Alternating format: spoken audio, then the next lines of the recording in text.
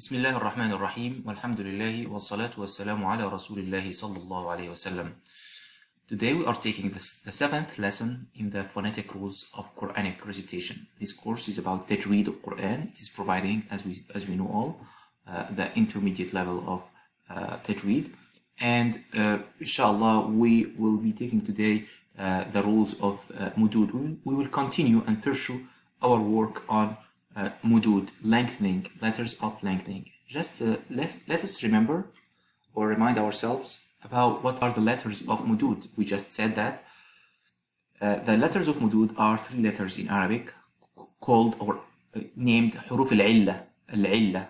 Huruf al-Illa. There are three letters in Arabic that whenever they come, they have the opportunity to be lengthened, provided that we have two conditions fulfilled.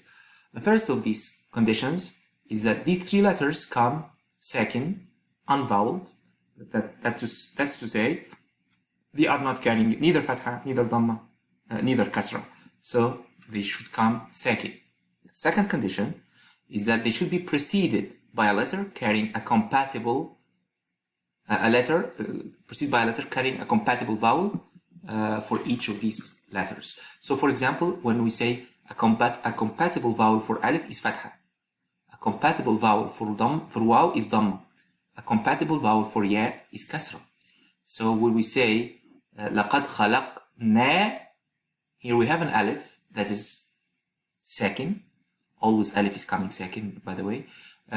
Is second and is preceded by a letter carrying fatha. And fatha, we know fatha is compatible with alif. The same thing, al-insana. So then when we have these two conditions fulfilled, the sukoon of alif is second, and preceded by a letter carrying a compatible vowel, then we should apply a lengthening of this letter. And with this lengthening, or this letter become a letter of mudud. The same thing applies here. Fi, ya, we have a ya second. Okay, we didn't say fiya, it's fi, so ya is second. It's not carrying fatha, nor kasra, nor dhamma. So it's coming second, and it's preceded by a letter carrying kasra. And kasra is compatible with ya, and then we say that this letter is considered harf mad, is considered a letter of lengthening. Ju'a, same thing, we have a waw second. We didn't say ju'a, it is ju'a. So it is not carrying it's not carrying fatha, nor dhamma, nor kasra. So it's coming second, and this letter, when it is coming second, preceded by a letter carrying a compatible vowel, which is dhamma here, ju. So then we say that we have a letter of lengthening. Okay, so what should we do whenever we have a letter of lengthening, alif or waw or ya? So as I told you, don't be confused by this complex map, because it is nothing.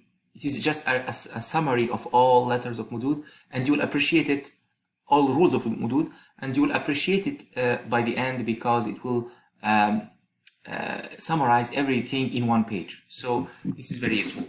So we said that whenever we have an alif or waw or ya fulfilling the two conditions of mudud, so we should lengthen these three letters. And the basic lengthening is for 2 units of time, unless we have other exceptions. So these are the page of exceptions from Mad Tabi'i, the basic lengthening.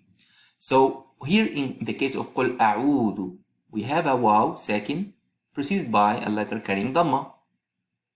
So we have here mad. What should we do here is to lengthen the waw for 2 units of time. And then we say Qul A'udhu, You see, did you notice that I lengthen a little bit? قُلْ أَعُوذُ بِرَبِّ الْفَلَقِ. And here we have in this page exceptions to this rule. And these exceptions are based on the letter coming after the waw, the alif or waw or ya.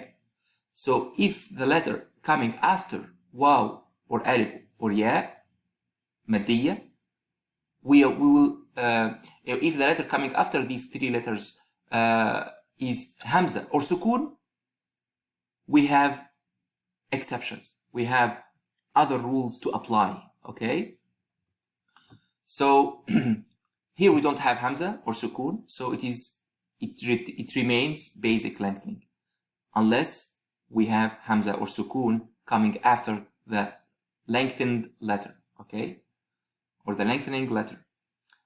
So here قل أعوذ برب الفلق. Okay, so this is very simple, 2 units of time. So now in this page we have the 4 cases of exceptions.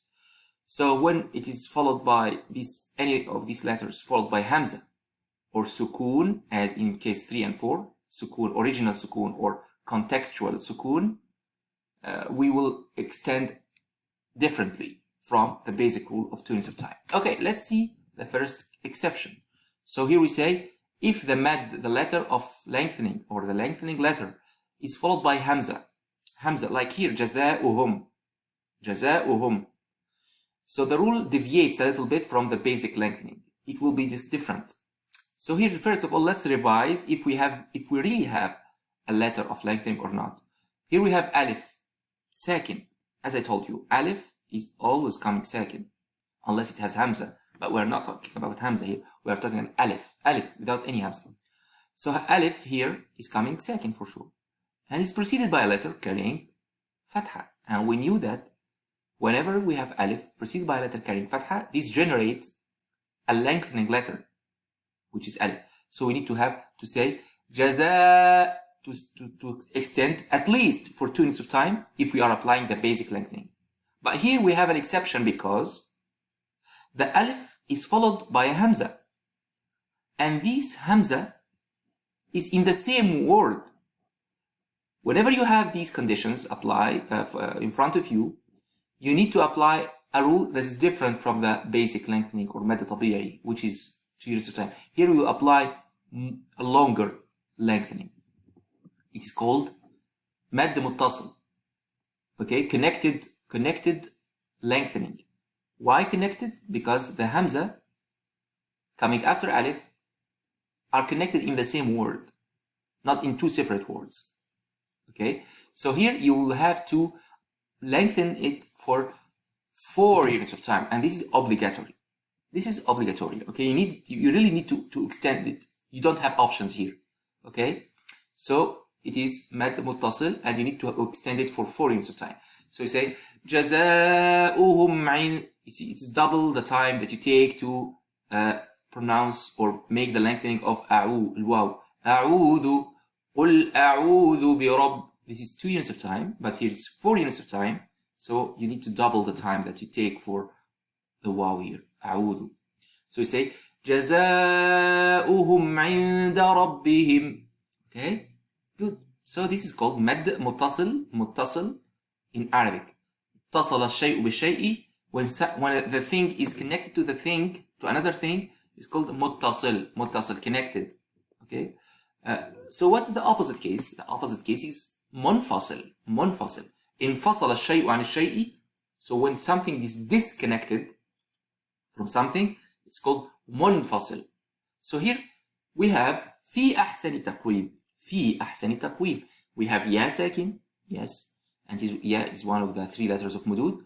So it's the first condition is fulfilled, it's coming second, and it is preceded by a letter carrying kasra, and we knew that this kasra is compatible with ya. So here we have a letter of mudud, a lengthening letter. So at least the basic rule of mad will be at least 2 units of time, unless we have exceptions. So what's the exception here? We look after the letter of mad and we see if we look for hamza or sukun. If we find hamza or sukun, then there should be an exception. So here what we have, fi hamza. There is a hamza here.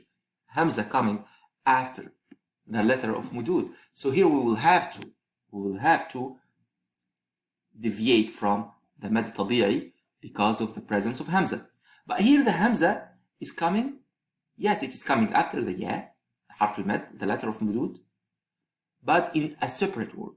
Okay, so the ya, the harf al-mad, and the hamza coming after it are disconnected in 2 separate words, and this is called mad munfasil. Mad munfasil. And the mad munfasil is giving you the option whether to keep the basic rule of mudud, which is 2 units of time, as if no hamza is there, or to extend it to 4 or 5 units of time. 4 or 5 units of time. So you have the option. But this option should be consistent all over your recitation. Don't make some one time 2 units and one other time 4 units of time. You need to be consistent. So here you will say, if you take the lengthening 4 or 5 units of time, في أحسن تقويم. لقد خلقنا الإنسان في أحسن تقويم. So this is if you took the option of lengthening it مد منفصل into 4 or 5 units of time. But if you don't take it, you say, I will keep the basic lengthening of 2 units of time. So I would say في أحسن تقويم. Notice that there should be a mad in all cases, but this is mad is 2 or 4. So don't, when you say no, I will not make mad, so you abolish even the basic lengthening of 2 units of time. Don't say في أحسن تقويم. No, this is wrong. You need to have at least 2 units of time in mad منفصل. But you don't have this option in mad متصل, coming in the same word. Hamza and mad coming in the same word. So this is obligatory and this is optional. This is 4 units of time and this is 2 or 4 to 5 units of time. Now, we have a type of mad that's attached to the mad al-munfasil. Attach it to it. So it is very similar to it. I will not explain the rule before giving you the example, because this will be easier to you. So concentrate with me on the screen. يحسب أن ماله أخلده. ماله أخلده. Do we have here we have Hamza, but do we have here any alif or waw or ya preceding the Hamza to say we have mad? We might apply mad? No, we don't have. We don't have alif or waw or ya. But take care. It is not written, but it's pronounced, because if you observe yourself when you pronounce this verse, يحسب أن ماله هو. What did I do? It is as if I generated the wow. ماله. Okay, let's take another example. وأمه وأبيه. This is not so sorry for that. So ماله. Okay, ماله. So here ماله, I generated a wow. That's for sure second, because it didn't say ماله ماله or ماله. It is ماله. So it is a wow second. And it's preceded by a ha مضمومة carrying dhamma, and we know that dhamma is compatible with wow. So this generated directly an artificial lengthening letter. In our case here it is wow. Okay? And this wow now, this harf al-mad, is followed by a hamza. Yes, hamza is coming in another word, so it is very similar to what? Mad munfasil or mad muttasil? Mad munfasil. Because what's the difference between this, ma lahu aqlada, and fi ahsani? So it's very similar. Here we have harf mad, yeah, preceded by kasra, because it's preceded by kasra and coming second, followed by hamza in 2 separate words. Here we have harf mad, wow, because it is second and preceded by dhamma, and it's followed by hamza also in 2 separate words. So here we have like a mad munfasil like, or a munfasil like mad, a munfasil like mad, if we permit ourselves to say it like that. So it's a disconnected lengthening like. Okay, mad. Okay, so here what should we apply? It tells you apply mad, the same rule of mad munfasil. Sorry, I didn't write here 4 or 5. So here you have the option, it's the same option that you have for mad munfasil, the typical mad munfasil. So here you will apply also to the basic lengthening or 4 or 5. So you have the option to say يحسب أن ماله أخلده. Okay, did you notice this is 4 5? Or 2, يحسب أن ماله أخلده. يحسب أن ماله أخلده. Okay, so this is very important. This is in Surah Al-Humazah. وَإِنَّ لِكُلِّ هُمَزَةٍ لُمَزَةٍ الَّذِي جَمَعَ مَالًا وَعَدَّدَهُ يحسب أن ماله أخلده. So it is a surah that we recite frequently. So please take care about this mad, this type of mad in this verse. ماله أخلده. What's the name of this mad and what are the rules, the conditions to apply this mad? Now we will explain the rule after we understood it. So mad sila, this is called in Arabic mad sila kubra. Mad sila kubra. Why it is called mad sila kubra? Kubra means big, the large. Kubra, the largest in Arabic, the largest. Sila means connection or linking. So the greatest linking mad. The greatest, if we translate it in this way, inshallah. So this is the linking, the greatest linking mad, or the greatest linking, lengthening. Why it's called like that? Because it is, first of all, it should have a ha that is voweled with dhamma or kasra. Okay, first, voweled with dhamma or kasra. This is the condition. It should be voweled with, sorry, I will write here, with dhamma or kasra. Please, if you take notes, it will be nice. So the ha should be terminal coming at the end of the word, and should be carrying dhamma or kasra. This is the first two conditions. The first condition, terminal and carrying dhamma or kasra. The second condition, that it should be flanked. You know what's the meaning of flanked? So present between, flanked between two vowel letters. The one preceding it, like here in our case, lam, is voweled, having fatha. And the one following it, in our case here, hamza, is carrying fatha. Okay, so here we have two vowel letters flanking the ha, the terminal ha, that's carrying fatha or dhamma or kasra. These are the two conditions.